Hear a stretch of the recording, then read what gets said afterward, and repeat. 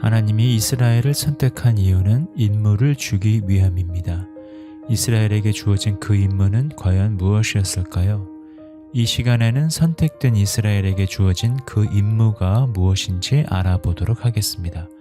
상식으로 이해하고 영어로 배우는 영어 성경 개론 시리즈 17번째 이야기를 시작하겠습니다. 오늘의 소주제는 Chosen for a Task, 임무를 위해 선택되다 입니다. 그럼 오늘의 본문을 쭉 읽어 나가겠습니다. The Bible makes it clear that Israel was chosen for a task, and that task was nothing less than being the servant of God in the accomplishment of His purpose for all mankind. It is the biblical witness that God manifests His sovereignty over the whole world through the history of a particular people. Abraham steps up on the stage in Genesis 12 as the one chosen by God to perform a special task. The promise is given that in him, that is in the people which shall spring from his seed, all the nations of the world will find blessing. Thus, Israel, we are told, was elected to a world responsibility.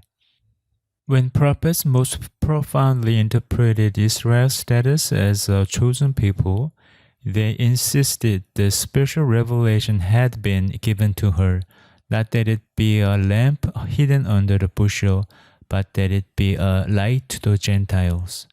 Eventually, the Christian church became the inheritor of the promise to Abraham and accepted from her risen Lord the commission to go into the whole world and proclaim the gospel that all nations might know the blessing of God. 이제 문장을 하나씩 들여다보겠습니다. 첫 번째 문장입니다. The Bible makes it clear that Israel was chosen for a task, and that task was nothing less than being the servant of God in the accomplishment of His purpose for all mankind. The Bible makes it clear는 성경은 분명히 말한다 혹은 성경은 분명한 입장을 취한다는 식으로 이해하면 되겠습니다.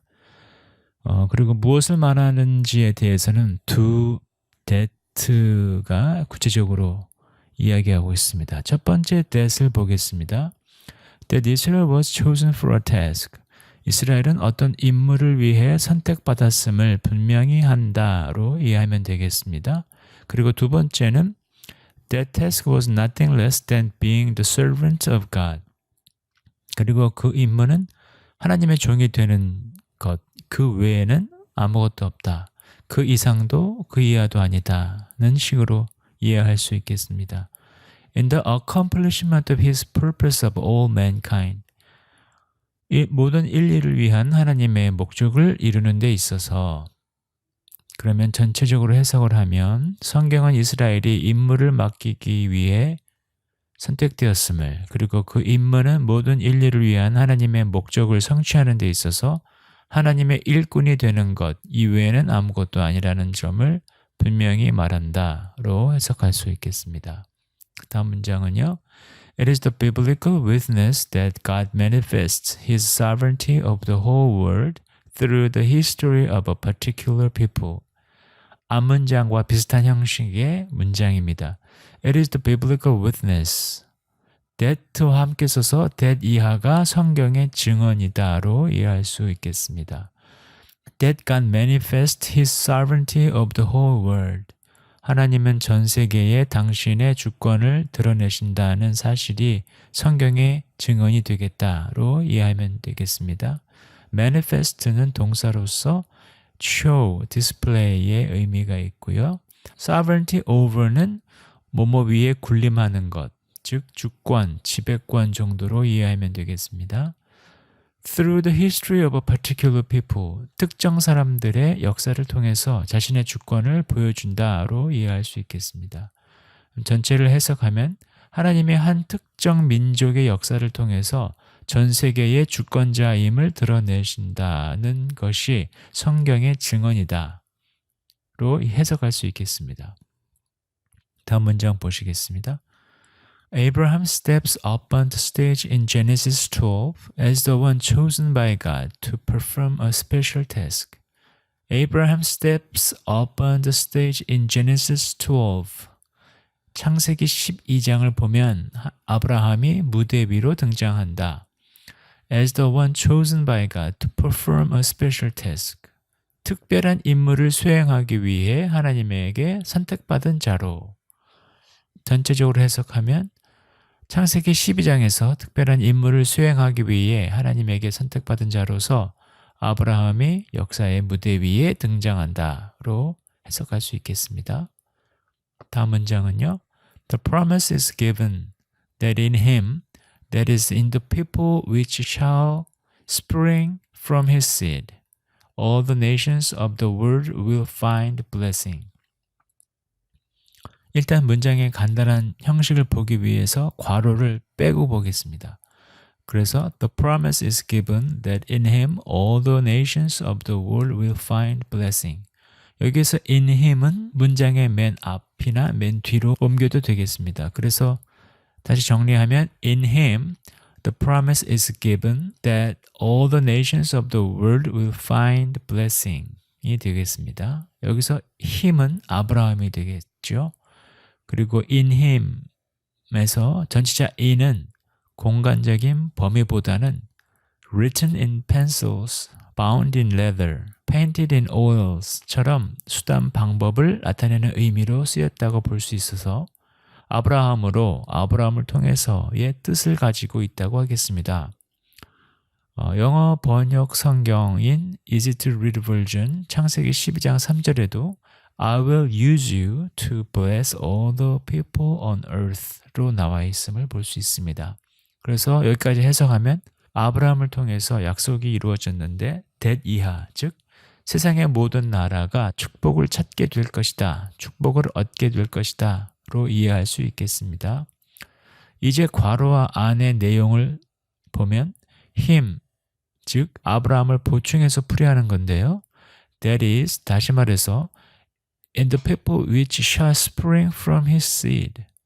결국 앞으로 생길 아브라함의 후손을 통해서, 즉 이스라엘을 통해서라는 의미를 내포하고 있습니다. spring from은 동사로 어디에서부터 나온, 유래한, 나타난의 의미가 있고 seed는 씨앗, 자손을 의미합니다. 그래서 전체를 해석하면 하나님으로부터 약속이 주어졌는데 세상의 모든 나라가 아브라함, 결국은 그의 후손인 이스라엘을 통해 축복을 찾게 될 것이다 로 해석할 수 있겠습니다. 다음 문장은요. Thus Israel, we are told, was elected to a world responsibility. 중간에 삽입된 we are told부터 보면 we are told by biblical witness 혹은 biblical witness told us로 바꿔 쓸 수 있겠습니다. 그래서 성경은 우리에게 말한다로 바꾸면 더 자연스러울 것 같습니다. Thus Israel was elected to a world responsibility. 간단히 해석을 하자면 따라서 이스라엘이 선택받았다, 세계적인 책임을 위해. be elected to 명사가 따라오면 어떤 역할을 위해 선출되다라는 의미가 있습니다. world responsibility는 global responsibility라고도 하는데 주로 리더십을 말할 때 전 세계의 일원으로서에 대한 책임에 대해서 말할 때 쓰입니다. 그래서 해석을 하면 그래서 모든 민족을 위한 창조주 하나님의 구원의 목적을 위해서 이스라엘에게 주어진 역할이 있고 그 일을 위해 지명을 받았다는 것이 성경의 주장이라고 말하고 있습니다. 다음 문장을 보시겠습니다. When the prophets most profoundly interpreted Israel's status as a chosen people, they insisted the special revelation had been given to her, not that it be a lamp hidden under a bushel, but that it be a light to the Gentiles. 일단 when prophets most profoundly interpreted Israel's status as a chosen people까지 보겠습니다. profoundly는 extremely, deeply 뜻으로 완전히, 깊이의 의미가 있고 most를 써서 더 강조하고 있습니다. 해석을 하면 선지자들이 이스라엘의 지위, 더 자세히는 영적인 지위를 선택된 민족으로 강력히 인식했을 때 혹은 해석했을 때 이런 식으로 이해할 수 있겠습니다. They insisted the special revelation had been given to her, not that it be a lamp hidden under a bushel, but that it be a light to the Gentiles. 선지자들은 that 이하를 주장했다로 이해할 수 있겠습니다. 우리가 세 개의 that을 볼 수 있겠습니다. 첫 번째, that special revelation had been given to her. 특별한 계시가 이스라엘에게 주어졌음을 주장했다. 그 다음에 not that it be a lamp hidden under a bushel. 그런데 그들은 바구니 밑에 숨겨진 등불이 아니라는 주장입니다. it은 이스라엘을 대신하는 대명사로 이번에는 she 대신 it을 썼습니다. bushel은 곡식의 양을 재는 바구니를 말합니다. 한국어 새 번역에는 말이라고 번역되어 있습니다. But that it be a light to the Gentiles. 그보다는 이방인의 빛이 될 이스라엘을 말했다. 이런 식으로 해석할 수 있겠습니다. 전체를 해석하면 선지자들이 이스라엘의 지위를 선택된 민족으로 확실하게 이해했을 때 하나님의 특별한 계시가 그들에게 주어졌다고 주장했는데 그것은 바구니 밑에 숨겨진 등잔이 아니라 이방인들에게 환히 비칠 빛으로서의 이스라엘을 말하는 것이었다. 이렇게 해석할 수 있겠습니다.